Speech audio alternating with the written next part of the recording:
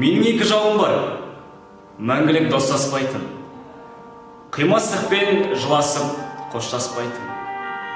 Кіріп келсе, жанарым мұң оранған, қуаныштан жарық етіп от шашпайтын.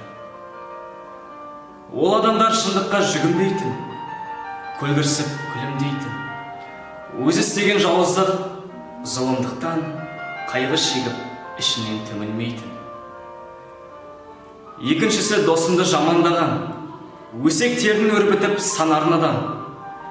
Жүретіндер қас жауым соларға мен, қанын талай қайнаған, алаңдаған. Өтірік пен жала көп аяқ бассаң, ал жақсылық жағына сараң қалам. Білем, ғұмыр мәңгі емес, қысқа мүлдем. Кешірмеген, жауласқан тұстарым кем, бірақ маған тіл табу мүмкін емес осы екі дұшпаныммен.